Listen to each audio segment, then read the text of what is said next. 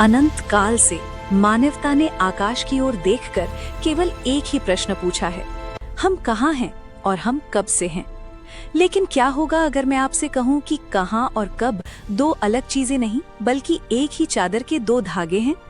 जिसे हम ब्रह्मांड कहते हैं वो केवल सितारों का समूह नहीं बल्कि समय और स्थान का एक ऐसा जटिल जाल है जहाँ वास्तविकता कल्पना से भी अधिक विचित्र है।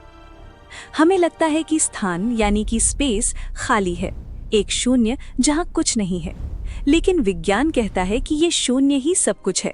ये एक अदृश्य मखमली कपड़े की तरह है जो भारी सितारों और ग्रहों के वजन से झुक जाता है।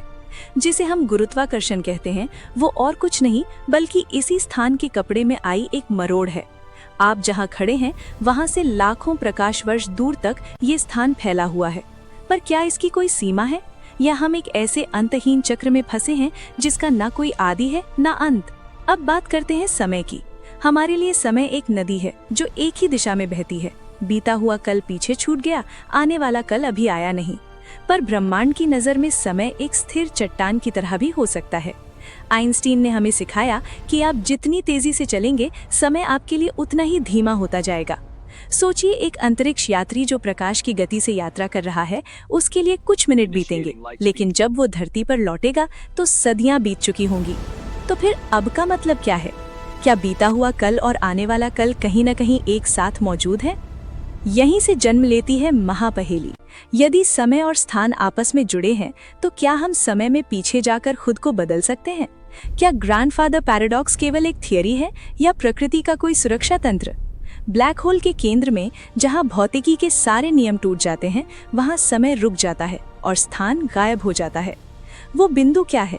क्या वो किसी दूसरे ब्रह्मांड का द्वार है या हमारी समझ का अंत? ब्रह्मांड को एक बहुत बड़ी चादर की तरह मानिए जिसे स्पेस टाइम कहा जाता है। जिसे हम ठोस चीजें जैसे ग्रह या तारे समझते हैं वे असल में इसी चादर पर पड़ने वाले दबाव या झुकाव की तरह है। जब कोई बहुत बड़ा तारा खत्म होता है और ब्लैक होल बनता है तो वो इस चादर में इतना भारी गड्ढा कर देता है कि समय की चाल ही बदल जाती है। ब्लैक होल के अंदर विज्ञान के वे सामान्य नियम काम नहीं करते जो हम स्कूल में पढ़ते हैं। वहां पहुंचकर जगह और समय का मतलब पूरी तरह बदल जाता है। अब सवाल ये उठता है कि क्या ब्लैक होल सब कुछ खत्म कर देने वाली जगह है या ये कुदरत का एक ऐसा हिस्सा है जहां पुरानी चीजें टूटकर नए रूप में बदल जाती हैं।